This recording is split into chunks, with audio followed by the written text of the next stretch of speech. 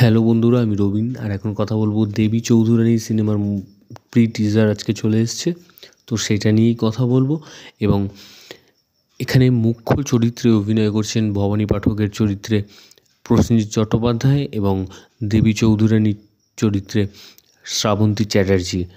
তো এই প্রি টিজারের মধ্যে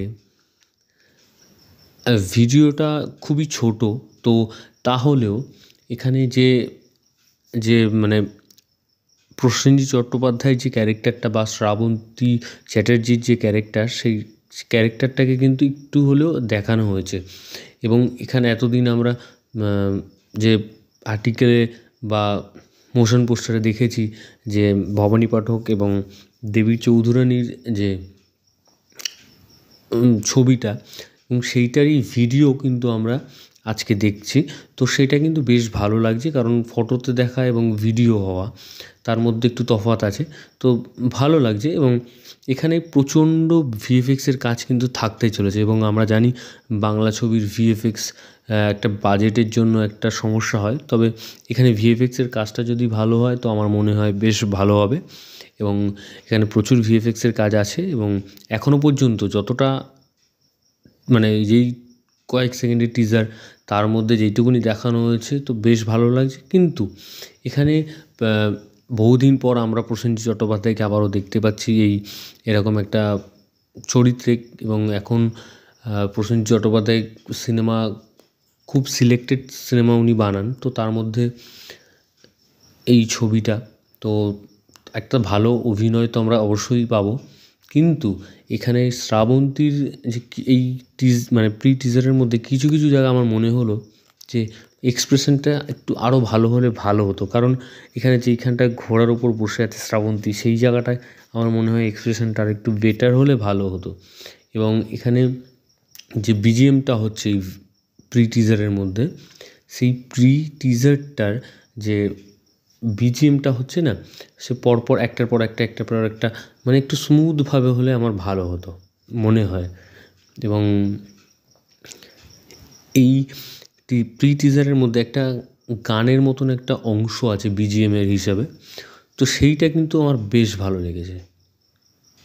এবং প্রসেনজিৎ চট্টোপাধ্যায়কে আমরা আবারও দেখতে চলেছি একটা অ্যাকশান এবং একটা অন্যরকম অ্যাকশান ইয়েতে, এবং শ্রাবন্তীকেও দেখতে পাচ্ছি, তো বেশ ভালো লাগছে। এবং এই সিনেমাটা মে মাসে আসবে, 2025-এ। তো তার প্রমোশন কিন্তু এখন থেকেই হচ্ছে, এবং হওয়াটা অবশ্যই হলে মানুষের কাছে আরও পৌঁছানো যাবে, তো বেশ ভালো। এবং 1884 সালে প্রকাশিত হয় এই বঙ্কিমচন্দ্র চট্টোপাধ্যায়ের উপন্যাস দেবী চৌধুরানী, এবং পরবর্তীকালে সুবোধ মিত্র এটি ইংরেজিতে অনুবাদ করেন।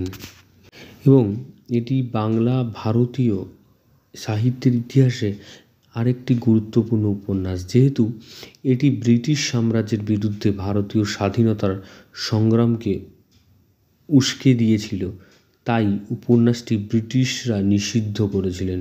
স্বাধীনতার পর ভারত সরকার ভারতীয়তে এই নিষেধাজ্ঞা প্রত্যাহার করে নেন।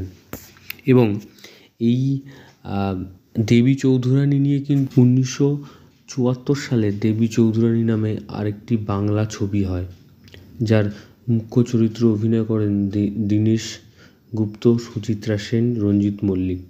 এবং এরও আগে 1949 সালে 29 এপ্রিল দেবী চৌধুরানী নামে আরও একটি বাংলা সিনেমা মুক্তি পায়।